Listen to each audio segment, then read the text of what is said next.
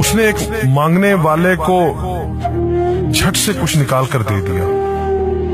میں نے کہا کہ بھائی دیکھ بھال کر دینا چاہیے، یہ فراڈ لوگ ہوتے ہیں اور عام انسان کے جذبہ نیکی کو ایکسپلائٹ کرتے ہیں۔ فرمانے لگے آپ نے وجہ فرمایا میں پہلے ایسا ہی کرتا تھا، پھر ایک واقعے نے میری دنیا بدل کر رکھ دی۔ میں دھرم پورہ لاہور میں اپنے گھر سے سائیکل پر نکلا تھا کہ ٹھیکیدار سے اپنے بقایا جات وصول کر لوں۔ میں اسٹیل مل فکسر تھا اور ایک کوٹھی کے لینٹر کے پیسے باقی تھے، مگر ٹھیکیدار آج کل پر ٹرخا رہا تھا۔ میں سائیکل پر جا رہا تھا کہ ایک شخص اپنا بچہ فٹ پاتھ کے کنارے لٹائے ہسپتال پہنچانے کے لیے ٹیکسی کا کرایہ مانگتا پھر رہا تھا۔ وہ کبھی کسی پیدل کا بازو پکڑ کر ہاتھ جوڑ دیتا، میرا بچہ بچا لے، مجھے ٹیکسی کا کرایہ دے دے، تو کبھی موٹر سائیکل والے کو ہاتھ دے کر روکتا، کبھی کسی کار والے کے پیچھے بھاگتا کہ وہ کار میں اس کے بچے کو ہسپتال پہنچا دے۔ کوئی رکتا تو کوئی نہ رکتا، جو رکتا وہ بھی اسے گھور کر دیکھتا اور آپ والی سوچ کر اسے ڈانٹتا، کام کر کے کھانے کی نصیحت کرتا اور آگے نکل جاتا۔ میں جو سائیکل سائیڈ پر روک کے ایک پاؤں زمین پر ٹیکے اس کا تماشا دیکھ رہا تھا، اچانک اس کی نظر مجھ پر بھی پڑی۔ اس نے میری سائیکل کا ہینڈل پکڑ لیا۔ بھائی جان خدا کے لیے میرے بچے کی زندگی بچا لیں، اس کو سخت بخار ہے، آپ نیچے اتر کر اس کو دیکھ تو لیں، آپ کو یقین آ جائے گا، آپ دیں گے تو شاید کسی اور کو بھی اعتبار آ جائے۔ مگر میں بھی آپ کی طرح سوچ رہا تھا۔ پھر جس جارحانہ انداز میں اس نے میری سائیکل کا ہینڈل پکڑ رکھا تھا، لگتا تھا کہ ادھر میں سائیکل سے اترا اور ادھر وہ سائیکل پکڑ کر بھاگ جائے گا۔ میں نے بھی اسے کام کر کے کھانے کی تلقین کی اور پچھلے جمعے میں سنی ہوئی حدیث اس کو بھی سنا دی۔ کما کر کھانے والا اللہ کا دوست ہوتا ہے، اور اپنا ہینڈل چھڑا کر بڑبڑاتا ہوا آگے چل پڑا۔ حرام خور ہمیں بے وقوف سمجھتے ہیں۔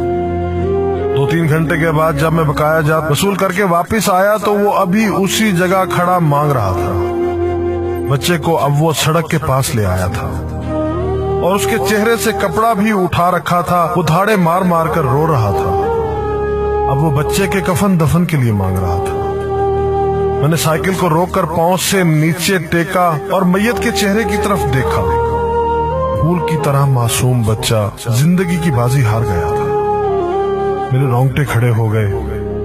میں نے جیب میں جو کچھ تھا بقایا جات سمیت سب بغیر گنے نکال کر باہر پھینکا، اور اس سے پہلے کہ اس کا باپ میری طرف متوجہ ہو، سائیکل اس تیزی سے چلا کر بھاگا گویا سارے لاہور کی بلائیں میرے پیچھے لگ گئی ہوں۔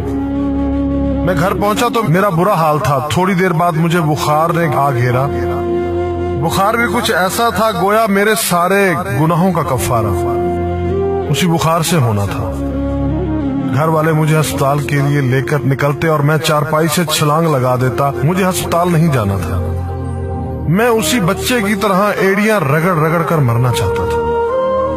2-3 دن کے بعد بخار کو تو آرام آ گیا، مگر میں ذہنی مریض بن گیا۔ مجھے لگتا گویا میرا اپنا اکلوتا بیٹا جو 3ری کلاس میں پڑھتا تھا وہ اس بچے کے کفارے میں مر جائے گا۔ میں نے بچے کا اسکول جانا بند کر دیا۔ بیوی کے بار بار اصرار کے باوجود میں بچے کو اسکول تو کیا دروازہ کھولنے بھی نہیں جانے دیتا تھا۔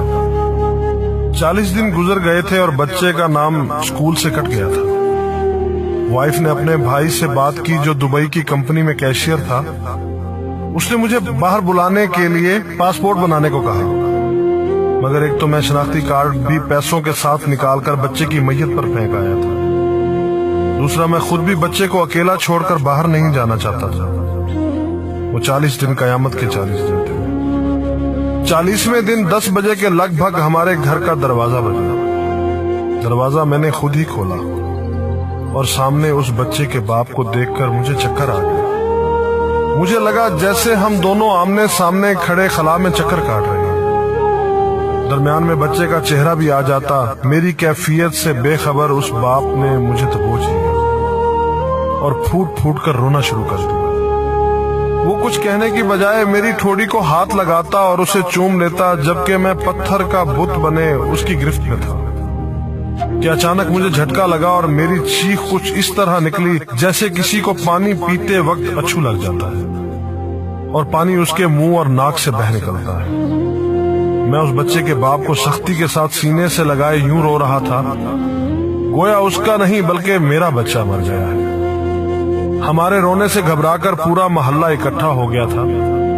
آہستہ آہستہ 40 دنوں کا غبار نکلا، اس کو میں گھر میں لے کر آیا۔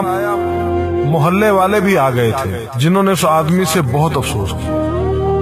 کچھ دیر بعد اس نے اپنی جیب سے میرا شناختی کارڈ نکالا اور مجھے واپس کیا، پھر جیب میں ہاتھ ڈال کر کچھ پیسے نکالے اور میرا شکریہ ادا کر کے کہنے لگا کہ آپ کے پیسے بڑے برکت والے تھے، شاید آپ کے خلوص کی برکت تھی کہ میرے بہت سارے کام ہو گئے۔ سارے اخراجات کے بعد کچھ پیسے بچ گئے تھے، ان میں کچھ پیسے میں نے ادھار لے کر ڈالے ہیں، یہ آپ قبول کر لیجئے، باقی میں بہت جلد آپ کو واپس کر دوں گا۔ میں نے پیسے واپس لینے سے سختی کے ساتھ انکار کر دیا اور منت سماجت کر کے اسے پیسے رکھنے پر راضی کر دیا۔ اس کے بعد میں یہاں بطور اسٹیل فکسر آ گیا۔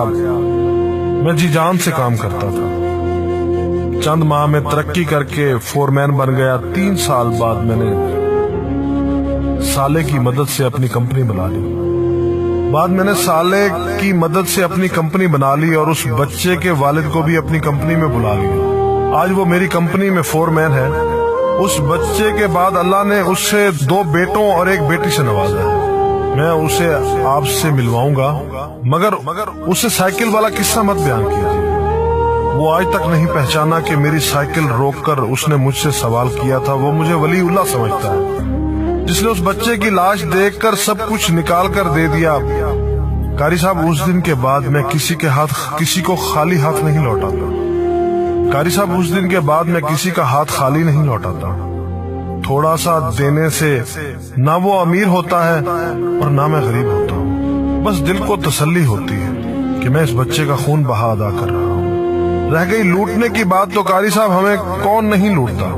جوتے والا ہمیں لوٹتا ہے، کپڑے والا ہمیں لوٹتا ہے، سبزی اور گوشت والا ہم کو لوٹتا ہے۔ اتنا لوٹنے کے بعد اگر کوئی ہمیں اللہ کے نام پر لوٹ لے تو شاید حشر میں ہماری نجات کا سامان ہو جائے کہ یہ بندہ میری خاطر میرے نام پہ لوٹتا رہا ہے۔